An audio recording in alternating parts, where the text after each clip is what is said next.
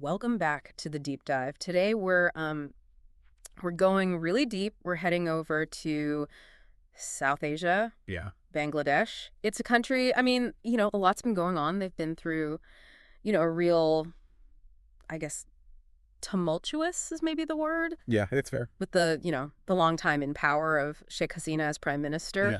And now this, new interim government that's kind of trying to steer the ship, so to speak, in a new Correct. direction. So we're going to really unpack that today. And I think what's so fascinating about this is that it really does bring up these massive questions about justice. I mean, you can't really talk about what's happening in Bangladesh right now without addressing, Right. all the stuff that's happened in the recent past. Absolutely. There's this real legacy that they have to grapple with. Yeah. And this article we're looking at today really gets at that. Yeah, absolutely. And the article we're drawing on, it's a great one, Bangladesh, The Past and the Future, by Jon Danilowicz, published just, I think last week, actually, on March 24th, 2025. Yeah, very recent. Very, very recent. And what I think is so great about this article, we talk about a lot of articles here on the deep dive. Some of them, they're fine, they're surface level, but this one really goes deep. It does. And I think part of it is that the author, he's not just some guy with a keyboard. He is a former U.S. diplomat. Right. He knows the region. Yeah, he's been on the ground in Bangladesh. He's got those personal connections, really understands the nuances of the politics there. Yeah, and I think that really comes out in the piece. You can tell it's not just like, secondhand accounts and stuff. It's like he's got that. You get that firsthand perspective. Yeah, he was there. He was there recently. Right, and he brings that, even now, looking at it after his trip, Exactly. it gives us that international lens as well as that domestic understanding of this really pivotal time. So for everyone listening today, we're not just going to read this article at you or summarize it. We're really trying to distill, I think the key things that are happening right now. And it's really focused on this, this justice piece. Right. And all the different ways that justice is being pursued. And it's not a simple story, is it? It's not. It's very complex. It's layers upon layers. Yeah, and one of the things Danilowicz points out right from the get-go is that you've got this tension. Everyone wants justice, right? Especially the people who have suffered under the previous regime. Yeah. But the way justice works is not always, quick. Yeah. It's not a microwave. No, it takes time. It's got to be thorough. It's got to be fair. Right. And that's part of what makes this so difficult, Right. Balancing that need for swift action with the need for a process that's actually going to work. And I think one of the things that Danilowicz does so well is he really lays out the human cost of all of this. It's not just some abstract, legal debate. No, absolutely not. So he really talks about what people went through, especially during those events in July and August. That was a really dark period. Yeah, it was a time of a lot of political instability. Yeah. A lot of reported abuse is really a turning point. Yeah, and, he talks about enforced disappearances, extrajudicial killings, and, imprisonment. false imprisonment, just these Violations of basic rights. Yeah, these fundamental violations of human rights. Right. And, he's not pulling any punches. No, he's not. And you can tell he's really focused on the impact of these things on the individual people who have suffered. Right. For them, it's not just about bringing the perpetrators to justice. It's about truth. Yeah. It's about finding out what happened, getting some kind of redress for what they've lost. Closure, right. Some kind of sense of closure, some kind of acknowledgement. Yeah. And I think he makes a really compelling point that, holding people accountable, it's not just about the past. It's about the future of the country, too. It's about setting a precedent. Yeah. Showing that this kind of behavior won't be tolerated. Sending a message. Exactly. If Bangladesh wants to move forward as a stable, democratic society, right, it has to deal with these injustices. It has to reckon with its past. Yeah. Yeah, otherwise it's just going to keep repeating, right? Right. It undermines the whole process of building trust in the government and the rule of law. So, okay, we've talked about the problems, but what is the interim government actually doing about all this? Well, Danilowicz acknowledges that they've taken some positive steps. Okay. He highlights specifically the reforms they've started making to the ICT. That's the International Crimes Tribunal, right? Exactly. And these reforms, they're aimed at making it more effective and legitimate. Okay, what kind of reforms are we talking about? Well, for example, they've made some changes to its legal foundation, the rules and regulations it operates under, which is crucial for ensuring fair trials. Okay. And they've also made some real improvements to its infrastructure, the physical facilities, the resources it has to work with. Right. So those are some tangible things they've done. But, I mean, come on, this is a huge undertaking. Oh, absolutely. You can't just, like, wave a magic wand. No, it's a long process. And I think Danilowicz makes that clear. It's going to take time. And this is where that tension we talked about earlier really comes into play, right? Yeah, absolutely. Because the public, they want to see justice done now. They've been waiting. Right. They want to see results. But these legal processes, they just take time. And they have to. Yeah. You have to do thorough investigations. You have to follow due process. Right. You can't just like rush to judgment. No. And I think that's a hard thing for a lot of people to accept. It is. But it's essential for ensuring that justice is actually served. Right. And, it doesn't help that some of the key figures in all of this, including Sheikh Hasina herself, they're not even in Bangladesh anymore. Yeah, they're outside the country. Which makes it really, really tough. Yeah, trying to prosecute someone who's not within your jurisdiction, that's a whole other set of legal hurdles. It's a nightmare, isn't it? And so Danilowicz brings up this idea of maybe involving the ICC. The International Criminal Court? Yeah, which, for our listeners who might not be familiar with that, it's basically a global court that deals with the worst of the worst. Genocide, crimes against humanity, war crimes. Stuff that's so serious it transcends national borders. Right. And so, that could be an option for holding some of these individuals accountable. Potentially, yeah. It's controversial, though, right? I mean, anytime you involve an international body. Yeah, it gets tricky. And there's always questions about sovereignty. Right.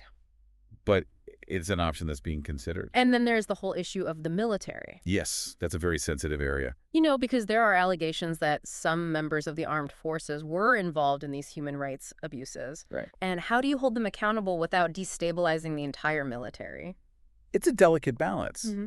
You have to uphold the rule of law, but you also don't want to undermine the very institutions that are supposed to be protecting the country. Right, right. It's a real conundrum. It is. And Danilowicz doesn't really offer any easy answers there, does he? No, he doesn't. He just lays out the complexity of the situation. Yeah, which I think is important. I mean, sometimes, it's okay to just acknowledge that something is really, really hard. Absolutely. Yeah. And that there are no simple solutions. Yeah. So, we've been talking about the legal side of things. Right. But there's also this whole other aspect of justice, and that's truth. Yes. Just uncovering what actually happened. Getting the facts out there. Yeah. And Danilowicz talks about the Commission of Inquiry on Enforced Disappearances, which has been doing some really important work. Yeah, they're trying to piece together what happened to all these people who just vanished. And their first interim report, I mean, that was pretty chilling, wasn't it? It was. It painted a pretty grim picture of how the previous government was silencing its critics. Just making them disappear. Yeah.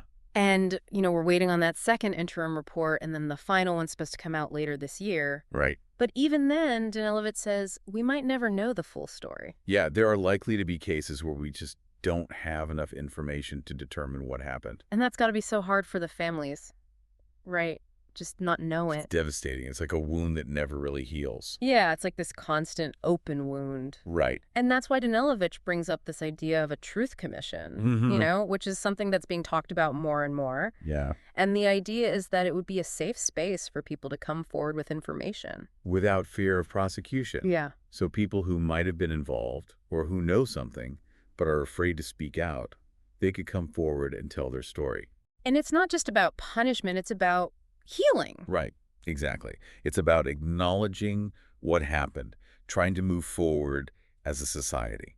And Danilowicz says that this is something that's probably going to be left to the next elected government to deal with. Yeah, it's a big task, a long-term process. It's a huge undertaking, really. But I think it's so important. It is. So, we've talked about justice, we've talked about truth, but we also have to talk about the systems that allowed all of this to happen in the first place. Right, the institutions. The police, the courts, the whole security apparatus. It's a criminal justice system. Yeah, and Danilowicz is very clear that these systems are broken. Yeah, they're flawed. They need to be reformed, overhauled, really. And he points to reports from groups like Human Rights Watch and the UN Human Rights Office as evidence of this. Yeah, and they've been very critical of the way things were handled during that July revolution. Yeah, that was a real wake-up call. It exposed a lot of the problems that were already there. Right. And, the interim government has started some discussions about reform. Yeah, they set up some commissions in late 2024 to look into police and judicial reform. Okay, that's a start, but it's just a start, Yeah, right? it is. And as Danilowicz says, what took years to break can't be fixed overnight. Yeah, it's a huge undertaking. And Yeah. I think, he's right to be cautious there. Yeah, reform's a long, slow process. It's not something you can just do with a quick fix. No, it takes a lot of time, a lot of effort, and a lot of political will. And speaking of political will, what's the interim government's overall strategy here? I mean, they've got a lot on their plate. They do. But Danilowicz explains that their main focus is on addressing the worst excesses of the previous administration. Okay. So they're trying to implement political and economic reforms that will create a more stable environment. Right, so they can eventually hold free and fair elections. Exactly. And Chief Advisor Yunus, he seems to be taking a very pragmatic approach. Well, he's trying to focus on areas where there's already some agreement among the different political parties. Oh, that's smart. Yeah, he's trying to find common ground, build consensus. So that the reforms have a better chance of sticking. Right. And they're also trying to learn from past mistakes. Like what happened in 2007, 2008. Yeah, when there was another interim government. Yeah. They're looking at what worked then, what didn't work, trying to avoid repeating the same mistakes. So they're really trying to set the stage for the next government. Yeah, they're trying to lay a solid foundation for the future. But they're on a tight deadline, aren't they? They are. Elections are expected sometime between late 2025 and mid-2026. That's not a lot of time. No, it's not. And so the pressure's on. Yeah, they have to make the most of every day. They do. And as Danilowicz says, history will judge them not just on whether they hold elections, but on how effectively they address the legacy of the past. Right. Whether they manage to really move the country forward. So it's not just about checking boxes, it's about making real progress. Absolutely. Yeah. And he ends by saying that this is something that all friends of Bangladesh should support. Yeah, which I think is a call to action. It is. It's a recognition that Bangladesh needs international support to succeed. So to sum all this up for our listeners, Bangladesh is at a crossroads. They're trying to transition to a more democratic future, Right. but they're grappling with a really difficult past. Yeah. And there's a lot of work to be done. There's this pursuit of justice, which is really complex. There's the search for truth, Right. which is equally complex. And there's this need for fundamental reforms. To the security sector, the criminal justice system. Yeah, all of it. Yeah. And the interim government, they're trying to do what they can, but it's a huge task. And they're on a very tight timeline, so the stakes are really, really high. It's going to be fascinating to see how it all plays out. It is. And it's something that we'll definitely continue to follow here on the Deep Dive. Absolutely. So, for our listeners out there, I want to leave you with a question, because we've talked about all the challenges, but what do you think are the key ingredients for success here? What does Bangladesh need to really create a lasting, stable democracy? What are those essential elements? Yeah. And what role can the international community play? And what are the potential pitfalls that we should all be watching out for? It's a complex situation. There are no easy answers. Right. But it's a really important one. And I encourage you to think about it, to read more about it, to stay engaged. Yeah, because this is a story that's still being written. Exactly. So thanks for joining us on The Deep Dive. We'll see you next time. See you then.